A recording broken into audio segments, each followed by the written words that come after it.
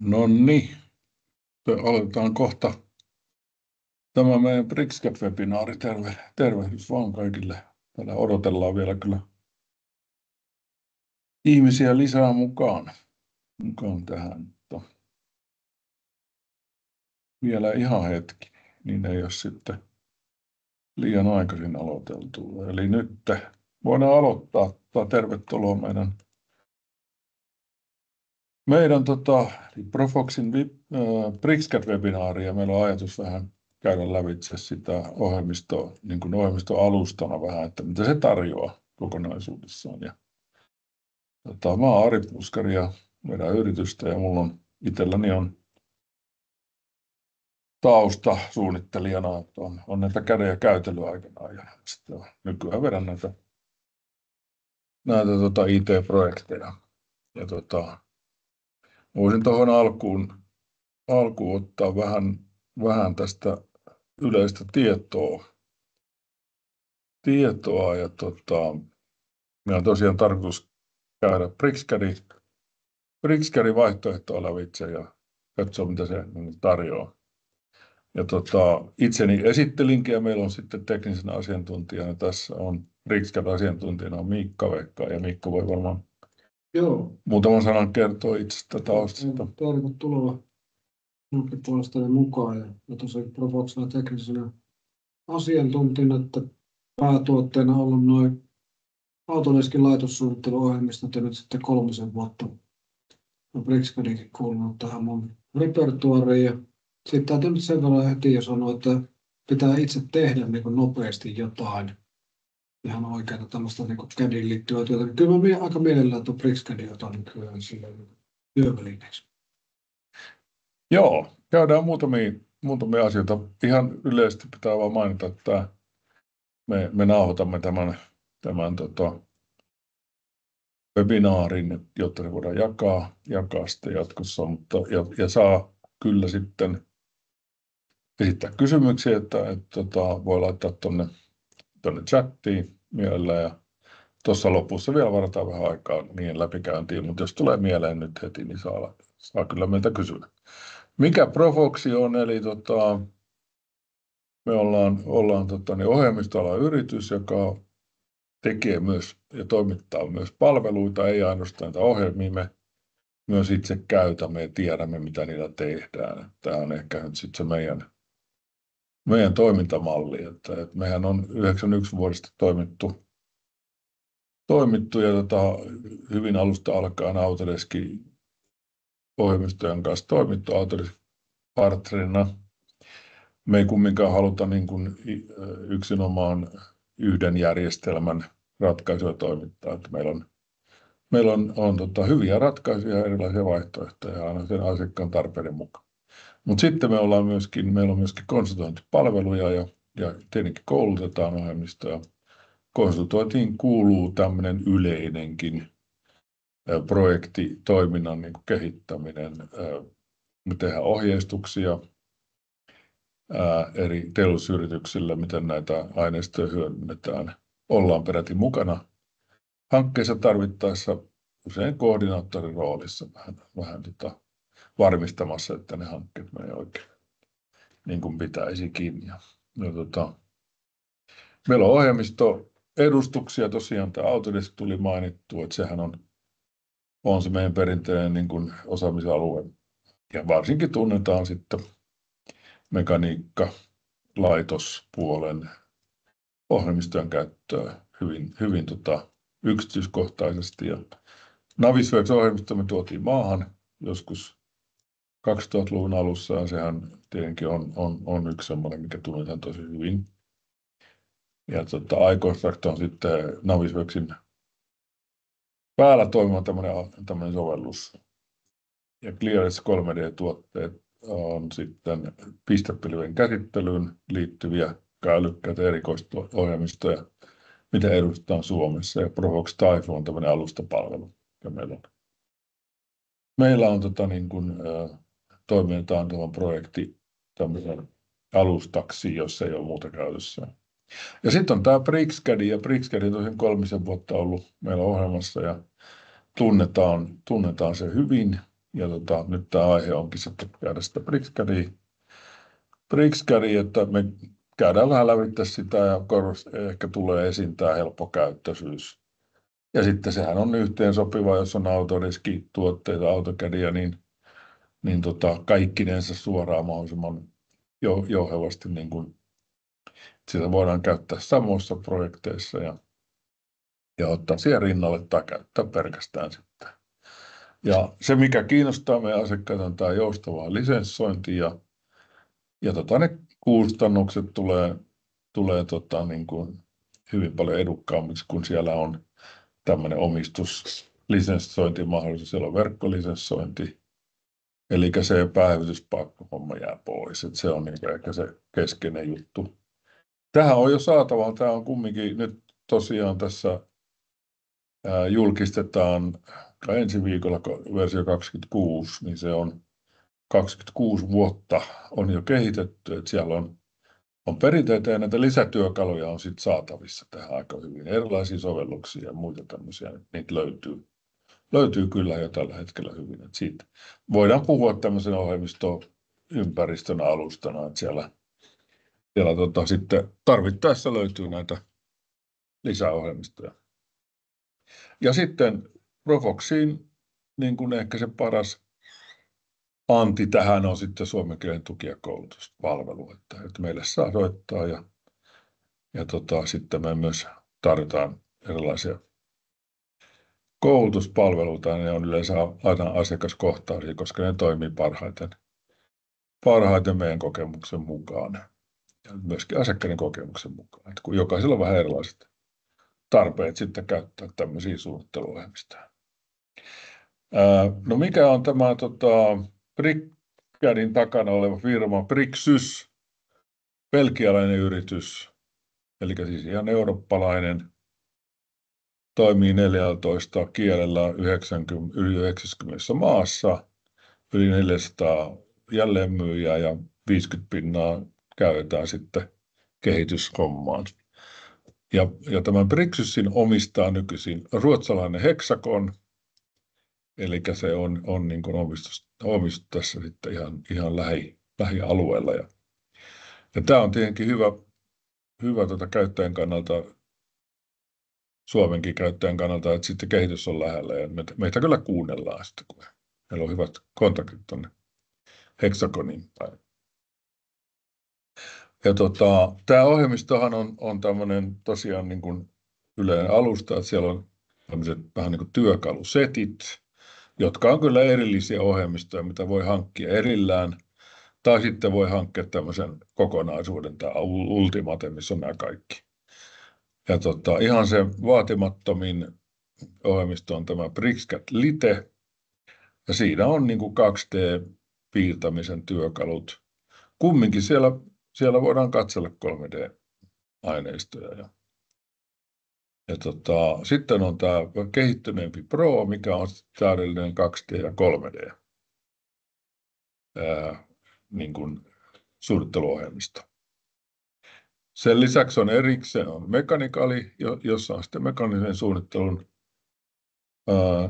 erikoistuneet toiminnot. Se on itse asiassa yllättävänkin kehittynyt, että useimmat tarpeet, mitä meidänkin asiakasyrityksillä on mekaniikkasuunnittelussa, niin kyllä hoituu tälläkin, ettei se välttämättä vaadi semmoista järeän luokan tai Inventor, SolidWorks-tyyppistä työkalua. Että tietenkin se on aina siitä kiinni, että mitä tehdään ja miten vaativaa se on. Ja on myös sitten sinne niin kuin rakennuspuolelle tämä BricsCAD BIM, ja se on sitten niin kuin tietomallinnustyökalu ja varsin kehittynyt sekin. Ja sitten on tosiaan paketteina on tämä Ultimate, joka on sitten sisältää kaikki nämä työkalut, että voidaan niin kuin käyttää hyvinkin erilaisiin tarpeisiin.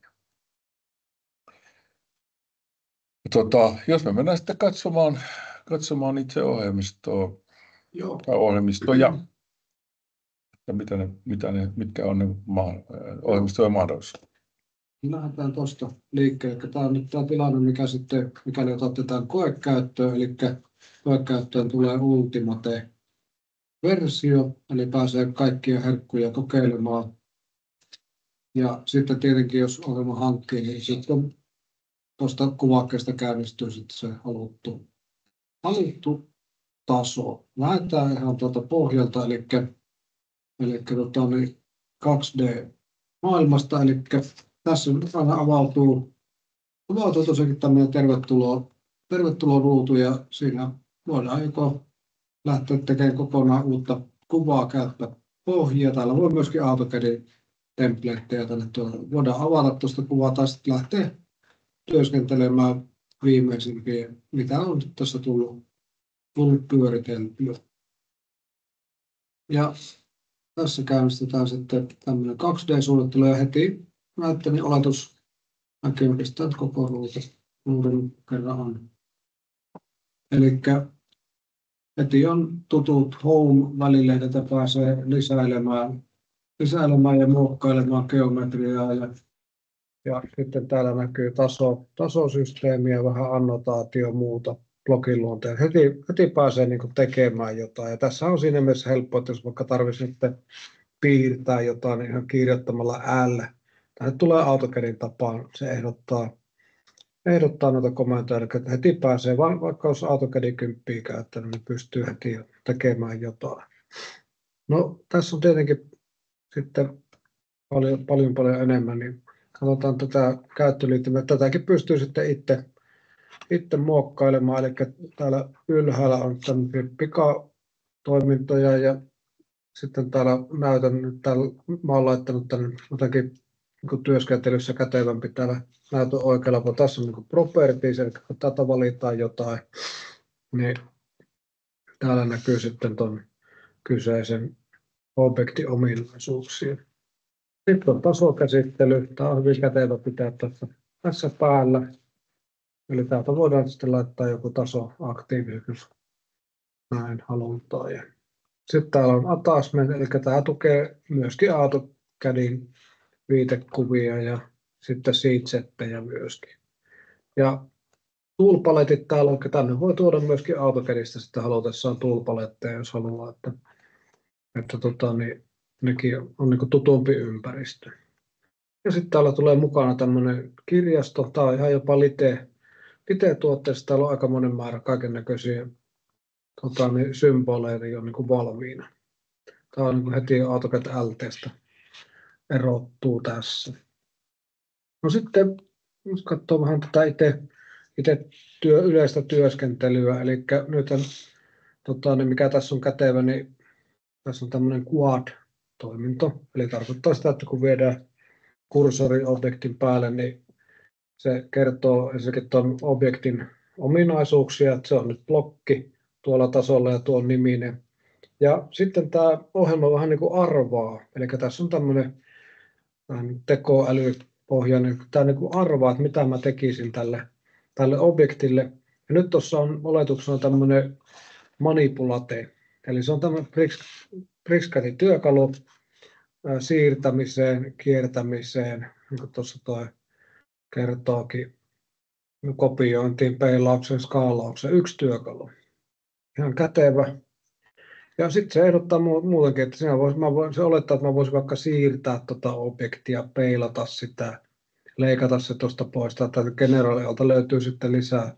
Mitä se olettaa, että tuolle niin objektille tehtäisiin. Jos mä haluan nyt se vaikka kääntää tuosta tämän blogiin, niin otetaan tuo manipulaattori käyttöön. Eli nyt se lähdetään kääntämään, niin osoitetaan ja käännetään. Ja nyt tosiaankin tässä on kaksi vaihtoehtoa. Jos mä käännän täällä lähempänä, niin se niin pysähtyy 45 asteen välein, ja sitten täällä kauempana, kun pidän tätä kursoria, niin se antaa vapaasti kääntää.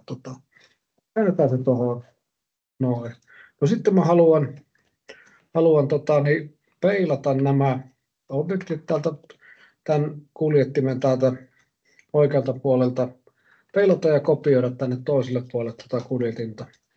Mä voin vaikka nyt tässä tehdä sen, että mä otan noin tuosta niin tuohon pelkästään näkyviin, niin näkyy selkeämmin mitä mä teen. Eli valitsen jälleen nämä objektit tästä ja nyt sitten otan tuon manipulaattorin käyttöön. Mä siirrän sen nyt tuohon mun peilaus- ja kopiointipisteeseen. pisteeseen ja käännän sitten tuohon peilaussuuntaan ton. Ja sen jälkeen painan Ctrl-näppäimen pohjaan ja vien tuohon lähelle nuolisymbolia, tuohon tulee tuonne peilauksen. Nyt se tekisi peilauksen, mutta kun mä painan Ctrlin pohjaan, niin se tekee myöskin kopio. Sitten noin. Ja escapea, niin voilà, homma on tapahtunut. Ja tuolta voidaan sitten palauttaa näkymä. Ja sitten voidaan tämä tästä kääntää takaisin, kun se haluttiin kuitenkin pitää tuolla noin. Eli tämmöinen käy niin kuin ihan käden käänteessä. No sitten, jos haluaa tämä blokkijuttu, tässä on aivan loistava tällainen blokitus. Jälleen mennään näitä BricsCADin omia. Eli mulla on täällä tällaisia tukisysteemejä. Niitä on tuolla vaikka kuinka paljon. Mä haluan näistä tehdä nyt blokin näistä tuista. Ja menenpä tuonne Insert-kohtaan ja siellä on tuommoinen blokita. Teen niistä blokki. Tämä on vanha BricsCAD työkalu. Ja otan sitten tuosta noista haluan tehdä blokin. Kertoo, että siinä on 11 objektia ja sitten etsin nyt sitten koko kuvasta noita ja se löyti niitä 23 matchia ja se jopa aika hyvin tuolta noiden myöskin geometrian seasta löytää noita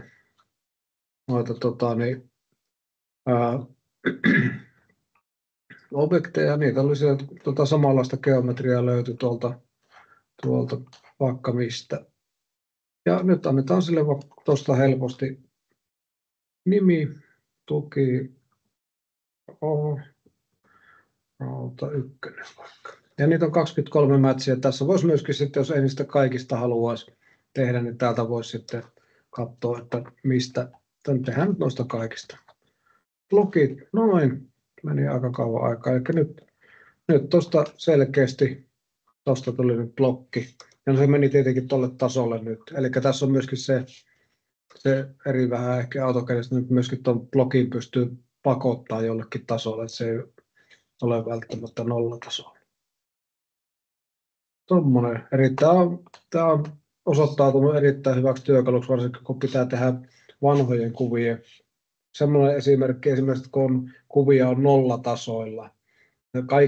Kaikki geometriat nollaksi. Sitten semmoinen kuva pitää ottaa hyötykäyttöön. Niin tällä blokittamisella pystyy hirveän näppärästi niin kuin tavallaan poimimaan sit sieltä samanlaista geometriaa sieltä nollatasolle väännetystä ja sitten ne siirtää oikeille tasoille näppärä työkalu. No sitten mikä tämä on myöskin erittäin kätevä BricsCAD-ominaisuus, on asetukset. Sehän on aina ongelma on asetukset. Täällä on Drawing Explorer. Voilà, kaikki on yhdessä kaikki mahdolliset asetukset löytyy piirustukseen ja sitten vielä tämä folders-toiminto. Ai että mä tästä tykkään. Eli mä voin ottaa tänne piirustuksia, mistä mä haen sitten niitä omia tämmöisiä esimerkkikuvia. Niistä voin tuoda sitten asetuksia aina siihen kyseiseen kuvaan. Aivan erinomaista. No tässä voitaisiin vaikka nyt no joo, ei tässä vielä sen ihmeempää. Eli tuossa on esimerkiksi nuo blokit, niin tuolla sitten tuo äskeinen on aika lailla näitä blokkeja. Mulla oli toi, mikä se olikaan taas? Mikäs mä tein siitä? Niin se oli vain pelkkä blog-nimi. Mä oon antanut sen. Miksi mä oon antanut sille mukaan sen kuvin? Ei, mun piti antaa sille kyllä parempikin nimi, mutta ei se mitään. Se löytyy sitten blog-nimen takaa tossa. Se näyttää tässä nyt esikatselussa hienosti. Ja myöskin näitä blokkeja mä voin viedä toisiin kuvia ja tuoda toisista kuvista niitä tänne. erittäin kätevä.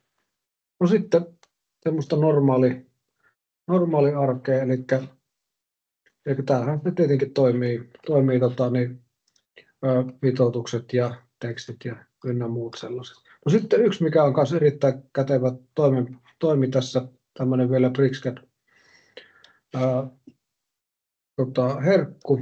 Eli nyt huomataan, että tässä on esimerkiksi tämmöinen valvova, mikä on vähän tämmöinen umpio, eli siinä ei ole yhtään ovea.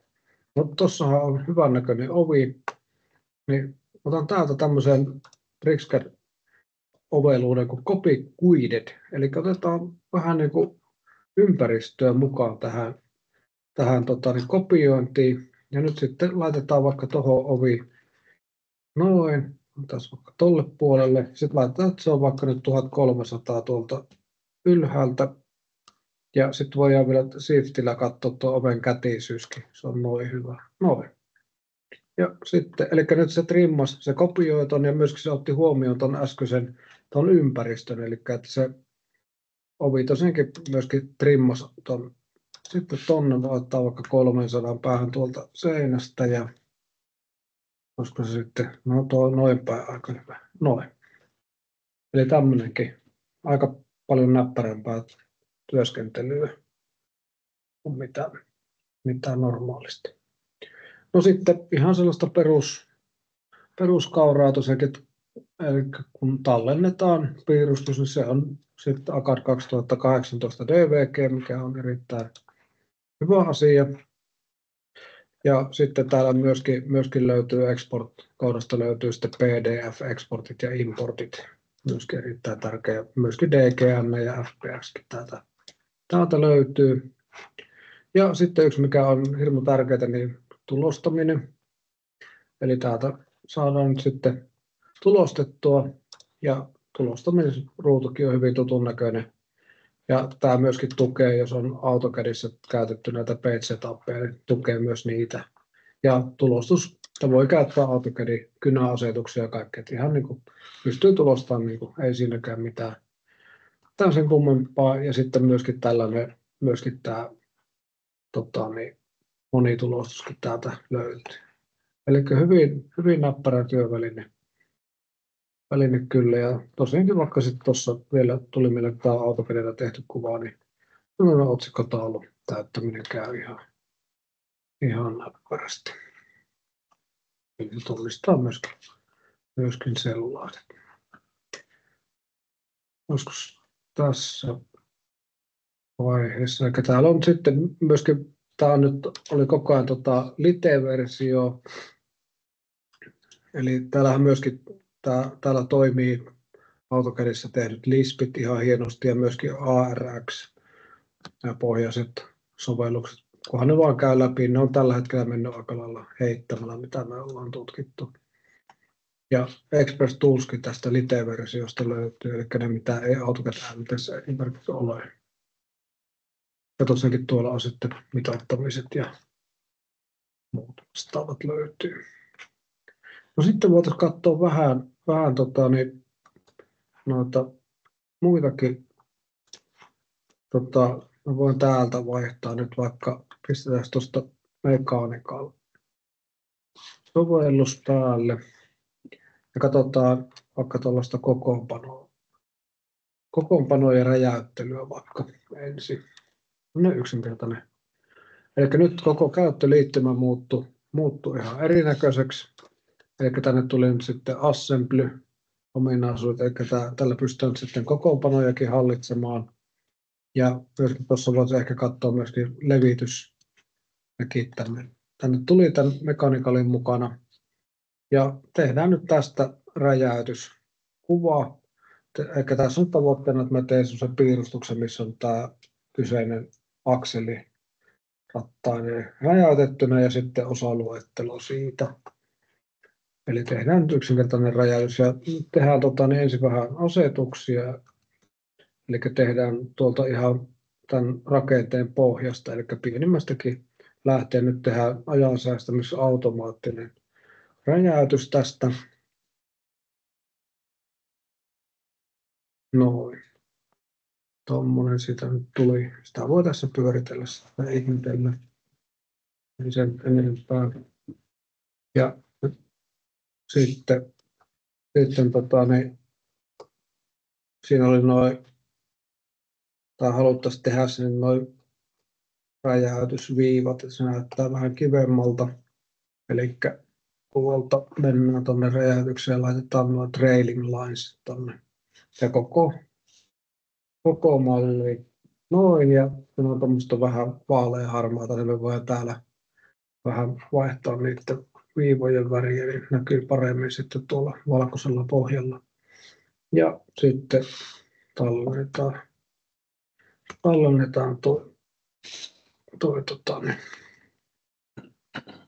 tuosta noin. No sitten tehdään siitä se piirustus, eli annotate ja base views, ja nyt kun me on tehty se räjäytys, otetaan tuosta spesiaali, otetaan sitä exploded viewksella, nehän me siitä tehtiin, ja tuonne vaikka layout 1.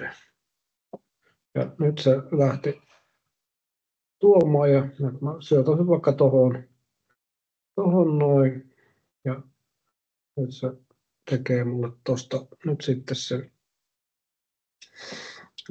näkymän tuohon 2D, ja sitten tuli vähän pieni, niin me voidaan nyt tässä vähän tälleen rouhastaa. Se ehdotti sitä 50 mittakaavantoa, se ei ole mitään väliä, laittaa se 30, ja mä voin siirtää tuosta vähän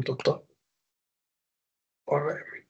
Noin, ja sitten me tarvitaan se osaluettelo, eli tuossahan toi on, ja luodaan tuolta pohjatasosta osaluettelo noin näppärästi, ja tuolla pikku nappulalla tuodaan se tuohon piirustukseen, ja se jäi vähän tuonne ulkopuolelle tuosta pikkasen noin. Ja sitten tarvittiin ne osanumeropallot, no säilytään vähän, siirtää sitä pikkasen tuosta. Niin kuin huomattiin jälleen, niin mun ei tarvinnut siirtokäskyä mistä, mä vaan vein tähän näin, ja siinä tulee tuo siirtokäskykin löytyy. Tämä on niin kuin hirveän helppoa, tämä työskentely, tämä perustyöskentely, että mun ei tarvitse hakea mistään mitään komentoja, vaan pääsääntöisesti kaikki löytyy tuosta. Ja otetaan automaattinen osanumero juttu ja klikataan tuosta kuvaannosta ja tuohon laitetaan. Ja nyt tässä on myöskin sitten tämmöisiä tuttuja, että F8 saa tuon suoraan menon päälle ihan niin kuin AutoCADissakin. Nyt tuli vähän ahdas tästä.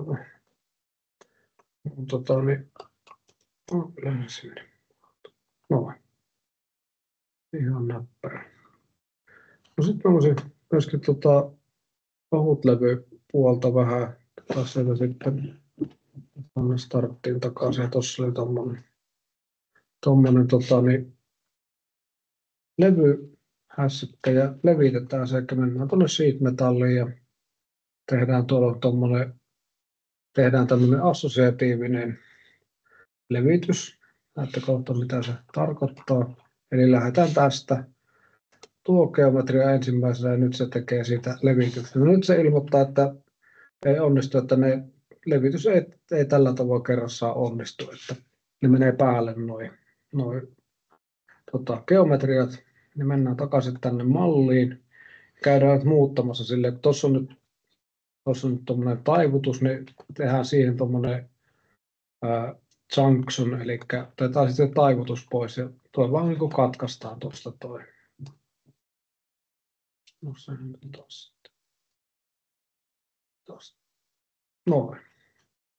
Noin, ja sitten tehdään tuohon yläsaumaan tehdään sitten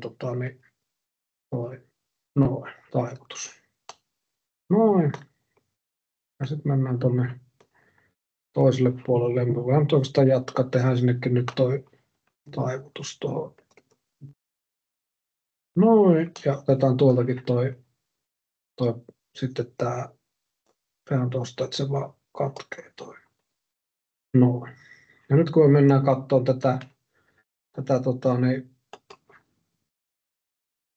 niin se päivittyi samalla Eli tämä on nyt sitä assosiatiivista levittämistä. Me nähdään heti livenä, että miten se levitys. Nyt tuolla vielä pikkasen menee noin noin päällekkäin. Eli vielä pitää vähän säätää, eli noita lippoja pitää tuosta vähän madaltaa. Eli mennään taas tuohon päälle ja sitten katsotaan tuolta sopiva. No toi on hyvä push pull. Ja tuonne alaspäin vaikka 10 milliä. Noin ja sitten sieltä toistakin päästä. Toistakin puolelta niin vähän tuonne alaspäin 10 milliä. Noin ja sitten mennään taas katsomaan tätä levitystulosta, niin nyt se näyttää hienolta. Ja tässä on sitten jälleen tästä voi hiiren oikein, täältä voi sitten tehdä niin tästä sitten niin 2D kuvauttaa ihan mitä haluaa. Eli se on sitten niin kuin sellainen. No sitten voitaisiin vielä tässä aikaa on, eli tämä on aika käytössä. Katsotaan vielä, jos tehtäisiin vähän kokoonpano vielä ja sitten voitaisiin niin mennä tuonne. Eli tuossa on tuommoinen moottorilohko V8, niin kuin näkyy. Ja niin vaihdetaan tuosta vähän noin, ja otetaan tuo moottorilohko pois näkyvistä tuosta. Nyt nähdään selkeämmin tuo. Muuten kuulin, että V8-moottori on kehitetty Ranskassa alun perin lentokoneen käyttöön, eli se ei ole suinkaan amerikkalainen keksintö. No sitten assemblysta voitaisiin tuoda tuonne nyt, ehkä tuolla on insert component, eli tuodaan sen nyt sitten mäntä ja kiertokanki. Eli tuolta tuodaan vaikka tuo mäntä ensin. Laittaa se tuohon odottamaan jälkikäsittelyä ja sitten tuodaan tuo kiertokanki tuolta kanssa. Noin ja sitten ottaisiin tuolta. Ja sitten mennään tuonne, eli laitetaan nyt tuo.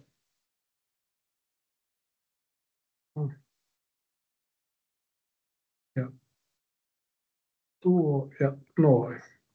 Nyt ei visuaalisesti oikein näyttänyt. Ja sitten myöskin laitetaan nyt se meni vähän tästä. Noin, eli sitten sille tarvitaan vielä incidenttiä tuoja. Koska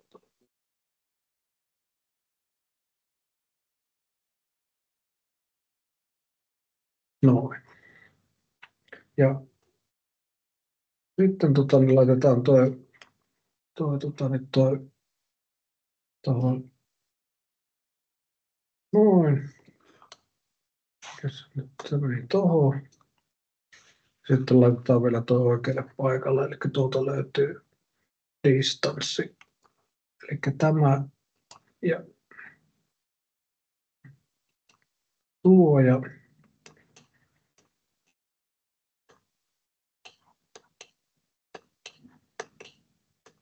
tuo. Ja siihen laitetaan 20 taitaisi. Nyt se tulee oikealle kohdalle ja sitten laittaa se vielä oikeaan asentoon. Ja nyt tuo sylinteri tuossa on samassa asemassa, eli tuolta otetaan tuon kanssa tuo yhden suuntaiseksi. Noin, vähän oikeasti. Ja sitten vielä nuo laetkin samaan suuntaan. Tuo ja tuo. No, voidaan vielä katsoa, otetaan tuolta Aidin. Sinnehän se mäjähti niin sitten tästäkin voidaan tehdä nyt sitten näkymät, jos vielä noin. Ja tuolta annotate ja base views ja koko mallista ja layout 1. Ja sitten siellä pohjassa on tullut jostain syystä tuo. No.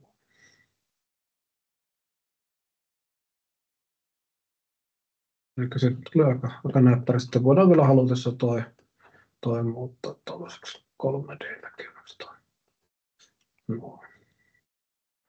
Eli aika näppärää.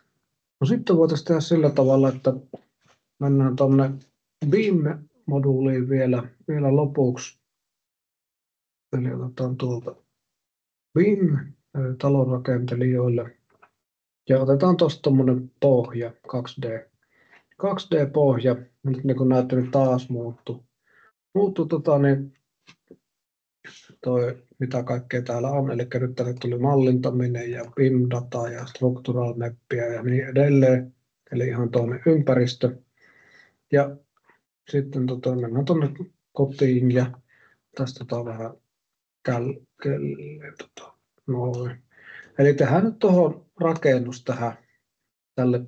Tämä on ihan 2D-polylainen pohja. Mulla on tämmöinen kätevä Quick Draw työkalu tämmöiselle nopeille talonrakentajille.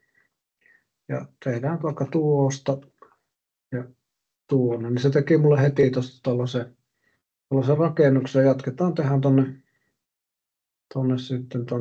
sisällekin vähän. Noin, niin kuin näette, niin se päätti tuon hienosti. Se ymmärti niin kuin niin tehdään vielä tuosta ja tuonnekin kun viedään tuonne lähelle, niin se ymmärti, että se menee niin kuin tolleen hienosti. Tehdään vielä tännekin vielä ja tuonne noin. Eli aika näppärästi tuli. Ja nyt moni ihmettä, että mikä oli tai plussa tuolla, niin tässähän voi tehdä lisää taloa tänne. Eli voi joko tehdä tyhjän tuommoisen pohjan tai samaa huonerakennetta hyväksi käyttää tai katon. No ei tehdä niitä nyt sellaisia. Mä tehdä tänne vähän muuta. Eli nyt mennään tänne kirjastoon ja sitten laitetaan ovia sinne, vaikka ovia aina tarvitaan. Pistää tonne ovi. Ops, se meni jotenkin hassusti jonnekin.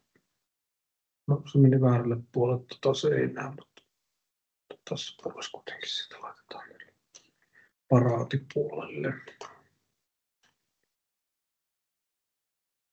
Noin. Ja sitten vaikka tonnekin. Noin ja nyt on vähän ovi, että päästään noin. Ja nyt tässä on vielä, että näissä kaikissa on sellainen periaate, että kun tämä klikataan, niin nyt voi niin laittaa tarkasti sitten haluttuun paikkaan. Tuohon voi laittaa vaikka, että se on 10 000 tuolta. No, se siirtyy sitten oikeaan paikkaan tuolla tavoin. No sitten ikkunatahan myöskin tarvitaan, eli sitten mennään tuosta noin ja sitten tuolta voidaan laittaa sinne ikkunat. Otetaan ihan perusikkunat. Jälleen voidaan tästä antaa suoraan tuohon vaikka tuo 4000 ja mennä tuonne. Se on nyt niin kuin metrin korkeus tuolta alalta. No. Ja tosiaankin on ikkunat, sitä voi kurkistella läpi. No sitten jos se ikkuna ei vaikuta hyvältä, niin mä voin mennä siihen ikkunaan ja nyt mennä tänne propertiesiin ja kato ikkuna. No ja laitetaan, että se onkin vaikka 1500 tuo ikkuna.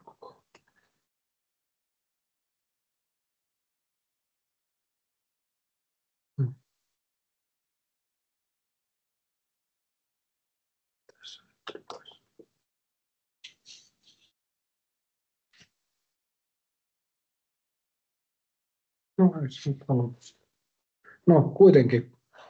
Eli nyt huomataan, että tämä koko ajan tämä järjestelmä, eli nyt täällä näkyy, niin täällä on nyt eli nämä menee automaattisesti kaikki oikeille paikoille. Eli tämä tekee BIM-rakenteen jo tässä tämmöiselle hyvin amatöörirakentajallekin. Ja sitten jos mä haluan tänne voi laittaa materiaalejakin jo saman tien. Ei vaikka tiiliseinä. Kun mä painan shiftiä, niin se tulee vaan tolle puolelle seinää esimerkiksi. No äkkiä muuttu talon näköiseksi. Ja sinne voi sitten laittaa vaikka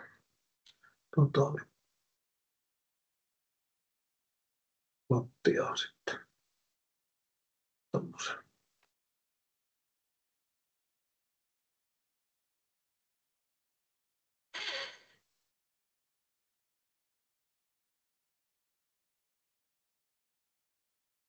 Erilaista lattiaa. No. Ja sitten tässä tosiaankin voi tehdä jälleen piirustuksia ja muuta vastaavaa. Ja sitten tämä on todellakin myöskin sitten, tässä on IFC-tuki erinomainen. Eli ne on saanut ihan IFC-järjestöltä palkintoja tästä. Tämmöinen. Ihan amatöörikin voi tehdä rakennuksen.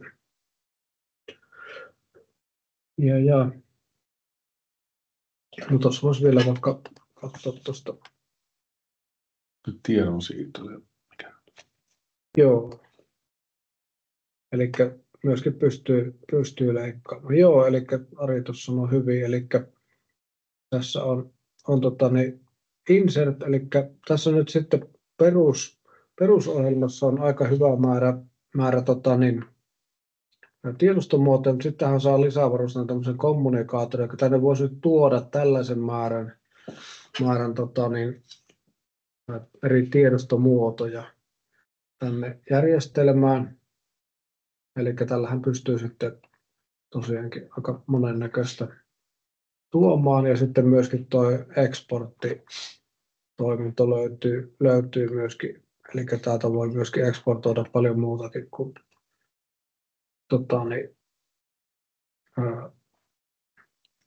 sitä DVG:tä. Eli pakatia tiedostoja ja sitten Revit-projektiksi pystyy. Ja nyt sitten tämä 4X2 muistaakseni tuli siihen seuraavaan, eli 26 versio, mikä julkaistaan ensi viikolla. Ja sitten 26 versiosta voisi kertoa nyt sen verran, että siinä tulee sitten lisää herkkuja. Eli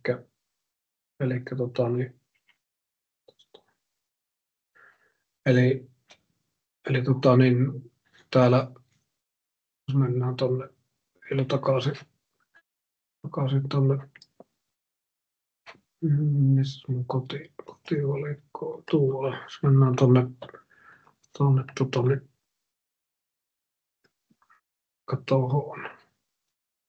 tuohon työkaluun, eli tuohon Pro-versioon, niin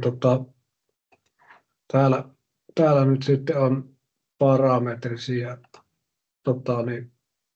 blokkeja, eli täällä Operations-jutussa, eli tänne tulee lisää näitä parametrisia tai dynaamisen blokin, no täällä parametrisia blokkeja, ja sittenhän tulee myöskin ne AutoCADista tutut workspaceit tulee, ja sitten tuonne mekaniikka-osuuteen tulee semmoinen törmäystarkastelu, eli kaikennäköistä, ja sitten lisää näitä tällaisia älykkäitä AI-ohjattuja työkaluja.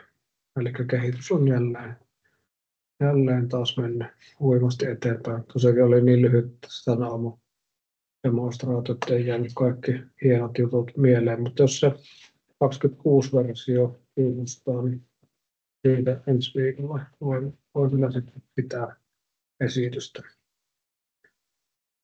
Mutta tässä oikeastaan tärkeimmät, mitä tässä nyt tuli mieleen.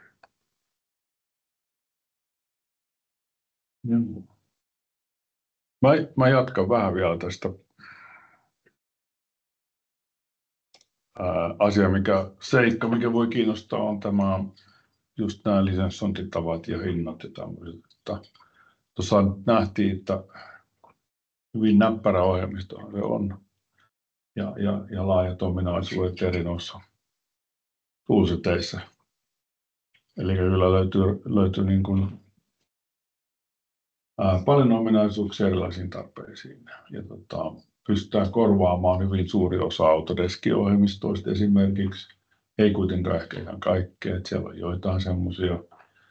Mutta se on aina tarpeen mukaisesti tietenkin, että mikä ohjelmisto sitten palvelee parhaiten. Mutta aika meidän monet asiakkaat kyllä on sitten halunneet että kiinnittää huomiota tähän hinnoitteluhommaan ja joustavan lisenssointiin. Ja niin kuin mä tuossa mainitsinkin, niin se on tässä on näitä vaihtoehtoja. Eli tämä perinteinen tai perinteeksi muuttunut subscription-malli, mikä on yleinen Autodeskilläkin, niin se on tietenkin tästä myös mahdollista. Eli vuokrataan se lisenssi vuoden tai 3 vuoden pituisiksi jaksoksi. Ja nämä subscription-hinnat on selkeästi niin kuin kilpailukykyisiä ja halvempia kuin ehkä tällä perinteisellä kädillä. Mutta sitten mikä on myös mielenkiintoinen asia on tämä, että tämä perinteinen verkkolisenssi on saatavilla tähän BricsCADiin. Eli jos on useita käyttäjiä sitten halutaan jakaa sitä lisenssiä, niin se käy hyvin kätevästi tällä verkkolisenssillä. Vaikka 5 käyttäjää, jolla on satunnaiskäyttöä, niin sitten 2-3 riittää ihan mainiosti näitä itse lisenssejä.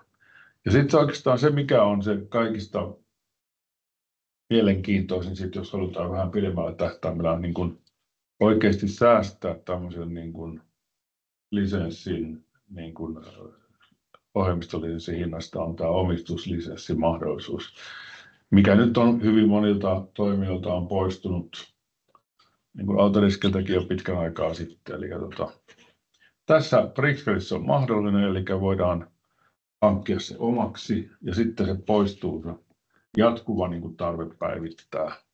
Ja se voidaan päivittää tarpeen mukaisesti. Jos tuntuu, että vaikka 3 vuoden välein halutaan ottaa uudempi versio käyttöön, siinä on tullut niin paljon uusia ominaisuuksia, niin se on mahdollista ilman tällaista päivityspakkoa. Ja se on hyvin kohtuullinen se päivityshinta. Tämä on niin kuin se hyvin mielenkiintoinen seikka, että se pidemmällä tähtäimellä on kyllä iso säästö. Eikä myös turhaan tarvita ottaa sitten ikään kuin pakosti uusia versioita käyttöön. Tässä on vähän esimerkkejä hinnoista, eli tämä on yhden käyttäjän subscription 1 vuoden sopimus. Se on liitteessä 314 euroa se hinta ja sitten Prossa on niin kuin vähän reilu tuplat ja sitten Mechanical Pimi on omanaan. Nämä on, voi sanoa, että kyllä hyvin. Nämäkin jo kilpailukykyiset. Tosiaan sitten mielellään, jos kiinnostaa, toki sitten kerrotaan niitä, annetaan tarjouksia niistä niin pysyvistäkin lisensseistä.